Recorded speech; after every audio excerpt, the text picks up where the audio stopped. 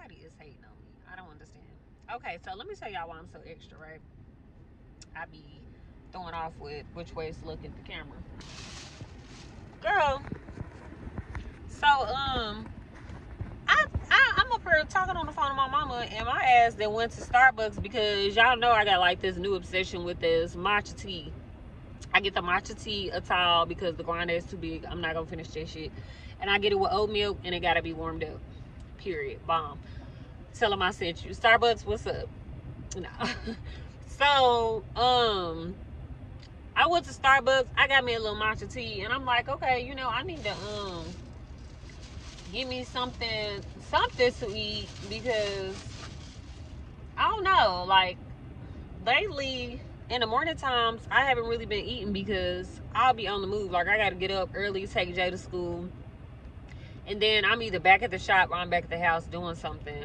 So I've been eating like small stuff like a donut and some tea, or a muffin and some tea, you know, some little light shit. But I mean, technically it's almost noon. So anyway, I just left Starbucks and I came over here to Zaxby's. I'm like, I'm gonna give me some little fried mushrooms, fries. Mind you, I'm still talking on the phone to my mama. Girl, I didn't order a whole pop. First off, B, why are you ordering pop in the morning time?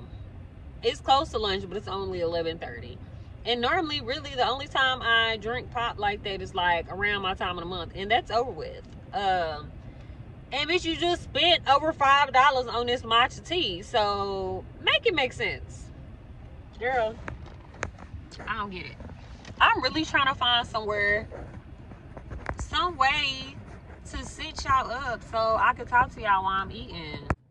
Girl, I got y'all up on my leg against the steering wheel. Okay, that's dedication. So boom, the chemical peel is done except for right here. I really don't appreciate this popping up because baby, the skin was giving what it needed to give. My face is currently very ashy because I washed it, and I don't know why I didn't put no lotion on straight out the shower, but there's that. I feel like I'm about to make my damn stomach hurt. Like, why did I do this to myself? So anyway, y'all, I'm just like really in a good mood. Like I said, I still been sitting here contemplating, like, do I want to go to their mall? But honestly, I don't, because it's too windy. Are y'all one of those people that do New Year's resolution? Do anybody still do that?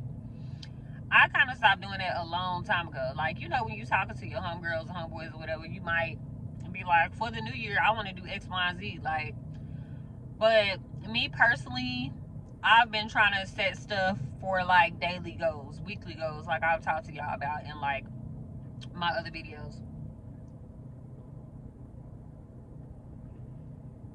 Because girl, we don't need to wait until it's a whole new year to try to change our life around. Like, I feel like if the higher power woke you up that morning, you should try to maximize your time. This is what I tell myself, because a lot of people be like, some people should do this, people should do that. Everybody don't move the same way. Everybody don't think the same way. So what I tell myself is, I should try to maximize the time that I have for that day. You know, because it's so much shit going on in the world.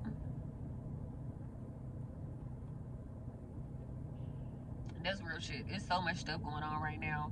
And girl, you don't know if you coming or going. And I'm like very particular on what words to use, because heavy on words have power. So I'm trying to break the little slogans we've been programmed to say, like life is so short, life is this.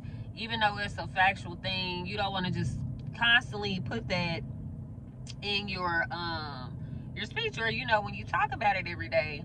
But I ain't gonna lie, y'all know this year has been heavy. I understand people still been outside, like ain't shit going on. And hey, little daddy hooked me up on the fries. Okay, period. Because honestly, y'all, vaccine or not, this shit isn't going anywhere. And it's like really our new norm. So low key,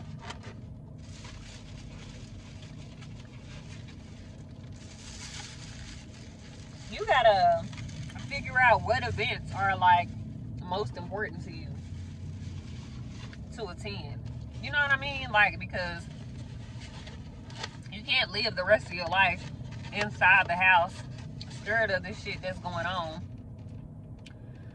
But you want to still take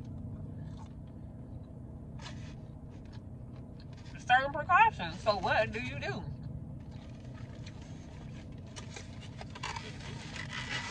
And obviously I can't tell nobody how to live their life, but I still feel like personally it's a lot of selfish shit be going on for the immunocompromised people. And unless you know somebody personally, you never know if they have underlying conditions or whatever. But it's crazy. This young gentleman gave me a lot of damn fries. I'm here for it. Next thing, I'm really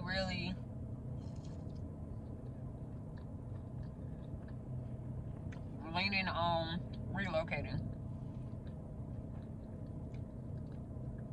Y'all, my eye keeps twitching. I'm like, my potassium low? And it's only this eye, and I don't appreciate that. I really been thinking about that. I don't want to speak too early and be like, oh, I'm thinking about going to this state, that state. But don't get me wrong, I really love my clients, especially the one that's been with me since I opened. And my supporters. And to me, support doesn't always have to be straight monetary. You know what I mean? I think that's where people get messed up. They think if they can't afford your service or they didn't give you money in some type of way, then they can't afford to support you. But I'm like, baby, support is very broad. I don't care if you share a post. That's support. Especially if you got a huge platform.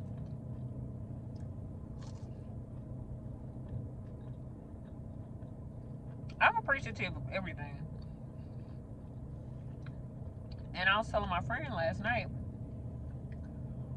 like, it'll be people that you would never think that would be so supportive. Like, either perfect strangers or people that you knew, like, from long ago.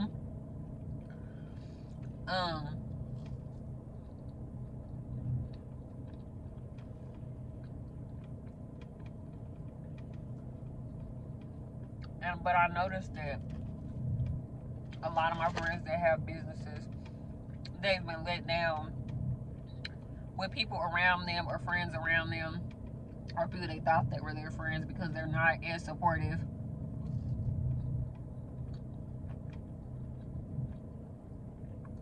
But I feel like this, and I had to learn this for myself, not thinking of anybody else, speaking on anybody else's situation. First off, I stopped assuming certain things, and I stopped looking at other people. Hold on, let me think about my words. I stopped assuming that people move like me, period. When you stop assuming certain shit, you won't get your heart broken as much. Because when I first opened, I know a lot of people. I'm not saying we don't really do popular. I guess so, like in the younger crowd. But I know enough people socially that I just you know, thought that they would do X, Y, and Z, because I do X, Y, and Z for other people. I'm not one of those people that think, I open a business, woe is me, nobody's supporting me, nobody's sharing, da da da. No, like, if any of my friends have done anything or had an event or something, look, very much something, I was there.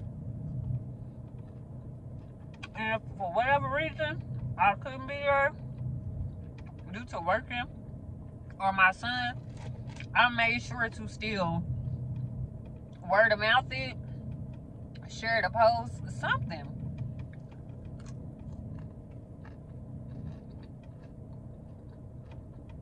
I remember I was telling y'all that I was rereading the 4 Agreements, because I got that book like last year.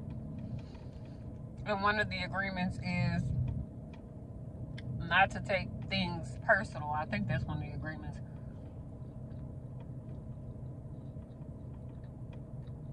And for me, that's the most difficult agreement that you have to follow. Especially because I'm an empath and I like feed off other people's energy. Like literally, if somebody is sick, I can walk into a room and I can feel sick without them knowing. That's how strong it is, depending on how much of myself is like in a higher place at that time. It doesn't happen all the time, but sometimes it does. But when it comes to shit like that, I ain't gonna hold you. I very much took it personal, because I know I would go hard for certain people, and it wasn't reciprocated like I thought it would be. So to get over that, I had to start doing what ifs. Well, what if, even though they are on social media and they're bigger or they're known or something like that, what if they're just only telling people word of mouth and I can't see that? You know?